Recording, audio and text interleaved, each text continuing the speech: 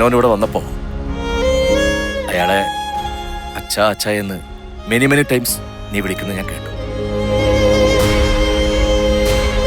നീ എന്നെ പപ്പ എന്ന് വിളിക്കാറില്ലല്ലോ. ഇപ്പൊ ഞാൻ വേലക്കാരി അനാഥയായിരുന്നു എന്ന് പറഞ്ഞിട്ട് പിന്നീട് ഞാൻ രാജാവിന്റെ മകളാണെന്ന് എല്ലാവരും അംഗീകരിക്കുന്നതല്ലേ? മകളൊക്കെ അങ്ങ് തൃശ്ശിനാപ്പള്ളി. ഇവിടെ അതൊന്നും നടക്കത്തില്ല.